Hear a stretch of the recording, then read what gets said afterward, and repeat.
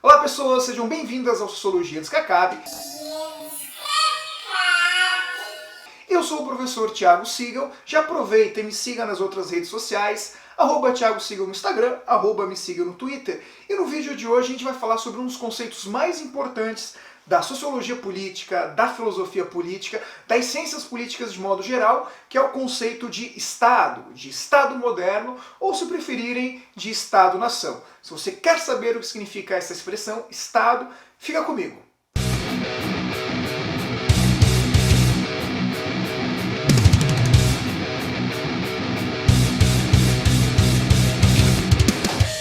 Ao longo da história surgiram muitas definições sobre o que é o Estado moderno, mas de modo geral a gente pode dizer que por Estado moderno ou Estado-nação nós entendemos uma organização política que surge na Europa a partir da queda do sistema feudal e que depois se espalha pelo mundo inteiro, assumindo diferentes características em determinados períodos da história. Mas de modo geral, podemos perceber que genericamente todas as organizações estatais apresentavam pelo menos 5 grandes características importantes. E a gente começa a entender o que é o Estado a partir dessas 5 características. E quais são elas? A primeira, povo.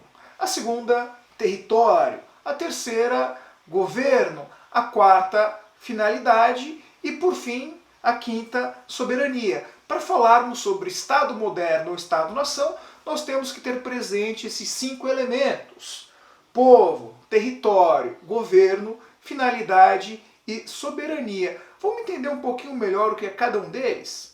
Começando a falar sobre povo. O que a gente entende por povo? Povo é um conceito bastante abstrato, um conceito controverso e, é óbvio, um conceito que gera disputas políticas. Mas, de modo geral, quando a gente fala sobre o povo de um Estado, nós estamos se referindo ao conjunto de habitantes que vivem em um determinado território, sendo nacionais ou estrangeiros, que compartilham o mesmo idioma, os mesmos costumes e a mesma história.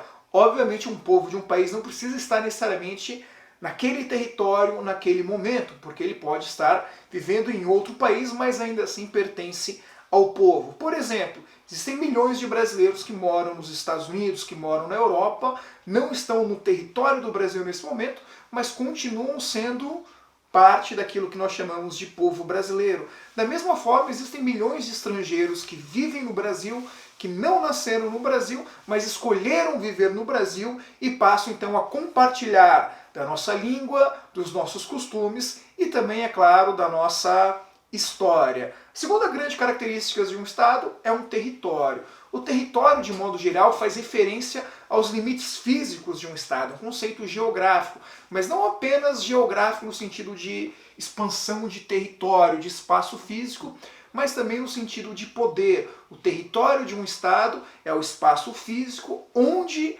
aquele Estado, aquele governo exerce o seu poder. Ou seja, isso nos leva justamente ao terceiro elemento que caracteriza um Estado, a presença de um governo. Só existe Estado onde existe um governo.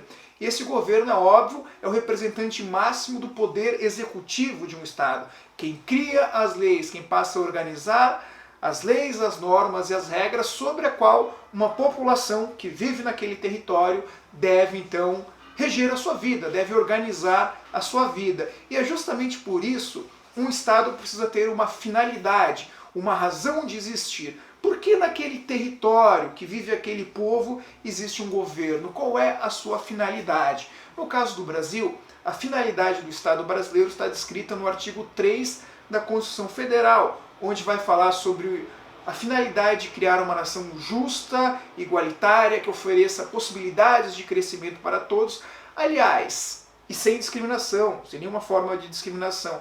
O artigo 3 da Constituição Federal, eu vou deixar aqui o texto bonitinho para vocês, é um dos artigos mais importantes da nossa Constituição, que mostra qual deveria ser o rumo do Brasil, qual a finalidade de existir um Estado brasileiro. Por fim, nós chegamos na soberania. Soberania também é um conceito importante, porque só existe um Estado se esse Estado for soberano. E a soberania representa a prerrogativa de que determinado governo, de fato, exerce o poder em seu território sem a interferência de agentes estrangeiros, sem a interferência de poderes estrangeiros. Então, um Estado soberano é basicamente um Estado que pode decidir as suas próprias regras sem depender ou sem sofrer influência de outros. Logo, nós entendemos que para existir um Estado, precisa ter um território, um espaço físico, precisa ter um povo que vive ali, precisa ter uma finalidade, um objetivo de existir, precisa ter uma soberania, o comando daquele território, sem interferência de ninguém. E esse comando é exercido pelo governo.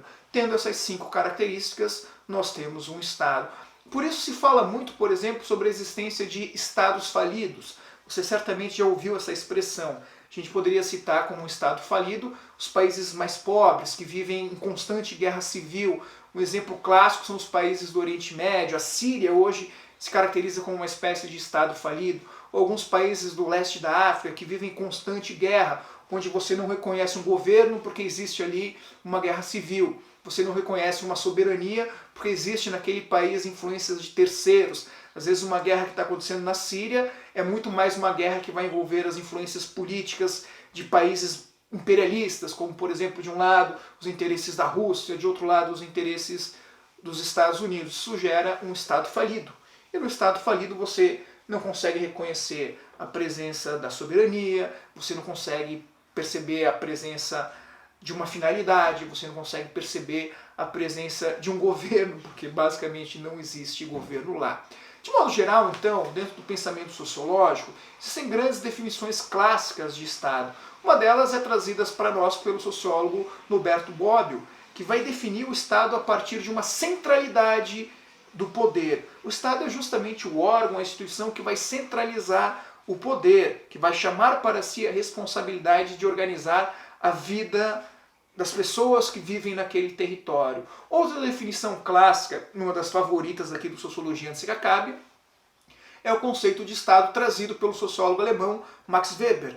Weber vai dizer para nós que o Estado é justamente o órgão que traz em si o monopólio do uso legítimo da violência dentro de um território. O que isto quer dizer? Obviamente nós condenamos todas as formas de violência, mas ao Estado cabe o direito legal, o monopólio legal de usar a violência. Vejam só, quando um cidadão comete violência contra um outro cidadão, ele está, na verdade, cometendo um crime. Quando o Estado comete essa violência tende a ser legítima se tiver, obviamente, a autorização de um membro do Estado com essa capacidade. Então o Estado, por exemplo, é o único órgão que pode recolher o cidadão da vida pública, que pode prender alguém, e ao fazer isso, faz isso de forma legítima. Certo, pessoas? Espero que eu tenha ajudado a entender um pouquinho melhor o que é o Estado, a ter entendido um pouquinho melhor quais são essas 5 grandes características que fazem parte de um Estado. E se você gostou desse vídeo, é claro, deixe um comentário, se inscreve no canal e me siga nas outras redes sociais.